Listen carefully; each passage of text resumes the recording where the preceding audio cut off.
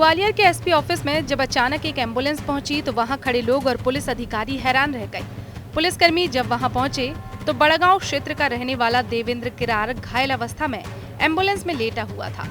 देवेंद्र ने पुलिस को शिकायती आवेदन देते हुए बताया कि पास के रहने वाले देवराज, रवि, राजेश और कुछ अन्य लोगों ने 30 जनवरी की रात उसे अगवा कर मारपीट की। घटना उस समय की है जब वह एक शादी समारोह में शामिल होकर लौट रहा था।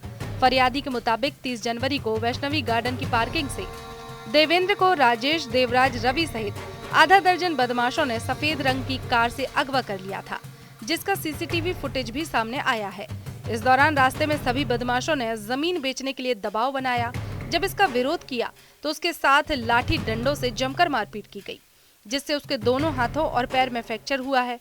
बाद में हमलावर देवेंद्र को गार्डन के पास ही फेंक कर भाग गए। इस मामले की शिकायत मुरार थाने में की गई, लेकिन मामले में पुलिस ने बेहद मामूली धाराओं में कायमी की है।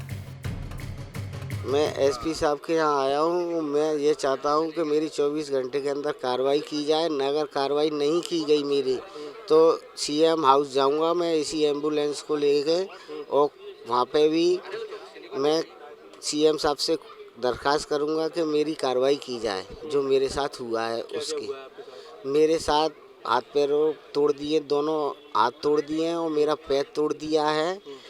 और मैं एसपी साहब से यही दरख्वास्त चाहता हूँ कि मेरे जो हुआ है उसकी कार्रवाई की जाए। वहीं पुलिस फरियादी और आरोपियों दोनों के बीच पुराना विवाद बता रही है और पूरे मामले में ही दोनों पक्षों पर पुलिस ने कार्रवाई की है। लेकिन अब जब सीसीटीवी फुटेज भी सामने आए हैं तो ऐसे में पीड़ित पक्ष को आश्वस्त किया गया है कि इस मामले में जांच के बाद उचित कार्रवाई की जाएगी। हाँ, ये मारपीट झगड़े का प्रकरण है जिसमें दोनों तरफ से काउंटर प्रकरण पंजीबद्ध है। अब आरोप प्रत्यारोप तो देखो चलते रहते हैं। अब उनके वो आए हैं अभी कुछ अपनी समस्या लेके, और उन्होंने अपने को अवगत कराया कि ये भी सर इसमें कुछ बढ़ाना चाहिए, घटाना चाहिए, तो उपलब्ध जो साक्ष्य वो करा देंगे, उस आधार पर अग्रिम कार्रवाई कर दी जाएगी। सर, जमीन के विवाद का मामला बताया जा रहा है। ये पुराने से ही आपस में लड़ते चले आए, पुराना दोनों पक्षों का आपस में दोनों पक्षों का रिकॉर्ड है एक्चुअल में। अब कारण क्या है इसके पीछे वो तो अदर थिंग है, लेकिन अब यही मैं आपको बोल चुका हूँ ना कि वो उपलब्ध जो साक्ष्य कराएंगे और जो आइडेंटिफाई करेंगे उसी आधार पर, उपलब्ध साक्ष्य के आधार पर अग्रिम वैधानिक कार्रवाई कर दी जाएगी। बता दें इससे पहले 7 फरवरी को भी वरिष्ठ अधिकारियों से फरियादी पक्ष के लोग मिले थे, लेकिन कोई कार्रवाई नहीं हुई।